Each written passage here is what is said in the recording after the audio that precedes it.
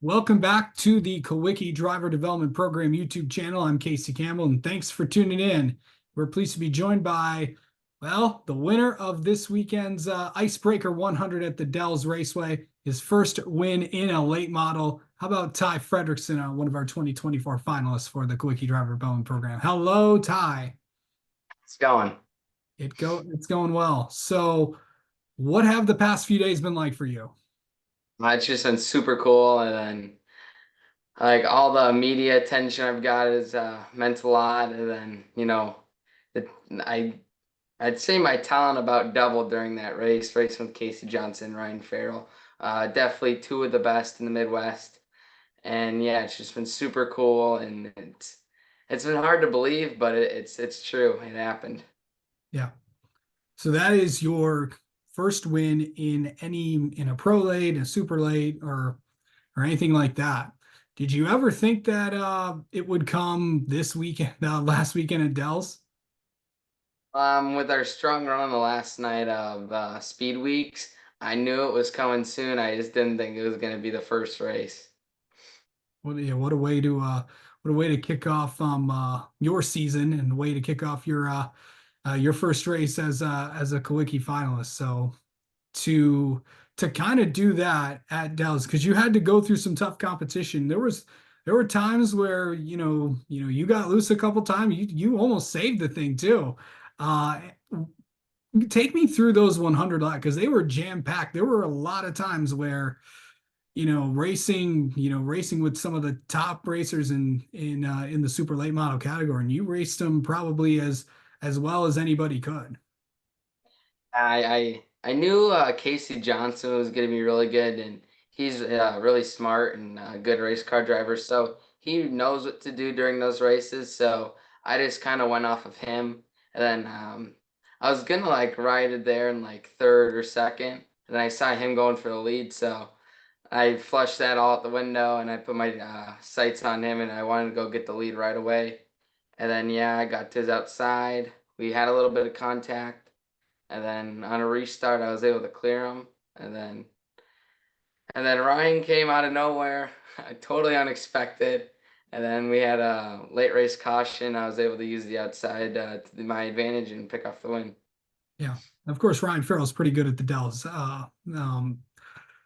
So of course, this win probably means a lot, obviously, to you because it is your first win. What was it like climbing out of the car and getting the congratulatory hug from your family? Your dad was the first one to the car. So what was that moment like for you and your family? I've always dreamed about climbing out and seeing all the fans in the stands and them all cheering, and then my whole family giving me a hug. And like the coolest part was, I don't think it could fit 10 more people in those stands. They were packed, and for the most part, I'm pretty sure they were all cheering when I got out. And then yeah, getting a hug from my dad was really cool, and my whole family was really awesome. To see the competitors, to build because obviously not a lot of the racers, they obviously know you because of what your dad has done in racing, but they haven't raced with you a lot yet. But what was it like to kind of gain the veterans' respect as time goes on? It's really cool because I've grown up going with my dad to the racetrack, and I've always looked up to those guys because I've seen them race around 30 or so times. And then one of my first times hopping in a car against them, I was able to win and compete with them at a clean level and really hard. It was really cool. Yeah. Okay, so any congratulatory did you I bet your phone's been blowing up with with calls and text messages and emails and posts on social media. Who's been some of the coolest people to that's reached out to you? My dad sent me a screenshot of Eric Jones telling me good job. So that was probably the top one. And then, Derek Kraus texted me right after, and he said good job, Ty Majeski. So a bunch of really good guys. Yeah, and obviously those two names will of course be in the field along with I believe 40 cars are entered for the ASA Midwest Tour opener at Slinger. Correct me if I'm wrong, but this would be your first time at Slinger Racing in a late model? That'd be my first time ever. Yeah.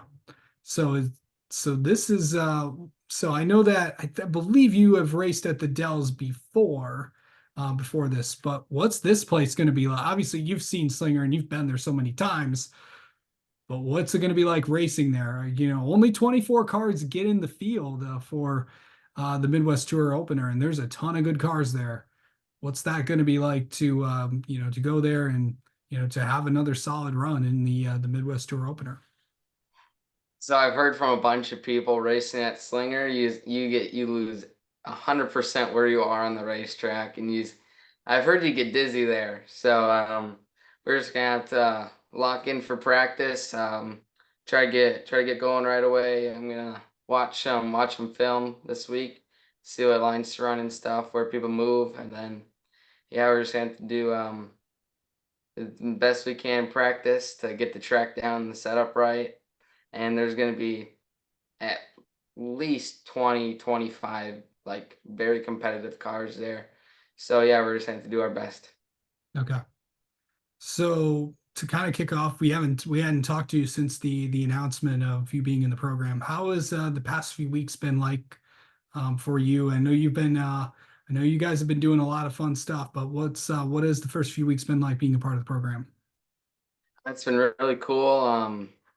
You know, um, I've just been looking forward to racing my Midwest competitors, Levon Vandergeest and Max Kaler. They're also on the program. Yep.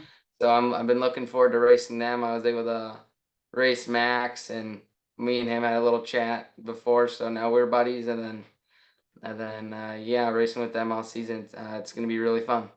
And by the way, you'll hear from both of them this week on the channel. So yeah, we're talking to all the Midwest guys this week, and at one point they may be all on together. So stay tuned for that. So okay, let's get to know you a little bit, Ty. How about that? Okay. Okay. Do you have any racing superstitions? I really only got one, and that's I always have to put my left glove on first. Okay. Always. Okay. Where's Ty's go-to place for food? Anywhere that has buffalo wings. That's about 90% of my diet. Buffalo Wild Wings? Boneless buffalo wings are my go-to food anywhere that has them. Okay. That's where I'm trying to go. Nice. Um, okay. Favorite movie? I probably gotta go with Days of Thunder. Okay. And finally, what is something people do not know about Ty Fredrickson?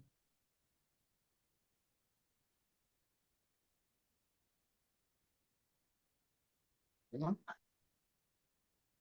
No, think. You're good.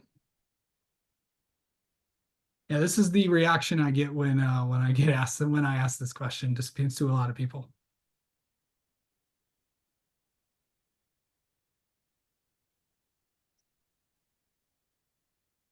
I, I can't really think of anything. It's okay. Let's see. Besides boneless wings, what's another favorite food you know that you like?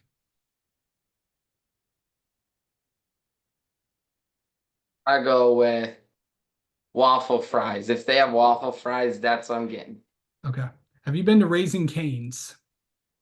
Yes, a few times. Yeah, I just had Raising Cane's for the first time when I was in Toledo, so it was pretty good.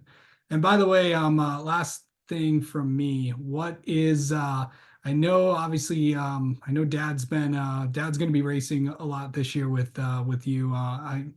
But did you know I think I shared an interesting stat with you. The next time your dad races, it will be his 100th Midwest Tour start.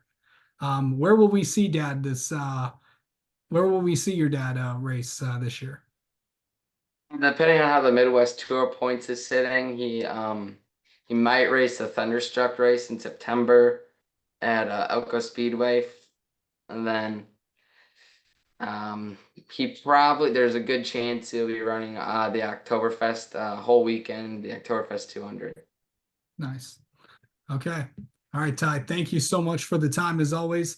congrats on the big win this past weekend at Dells, and we will talk to you soon, bud. All right, thank you.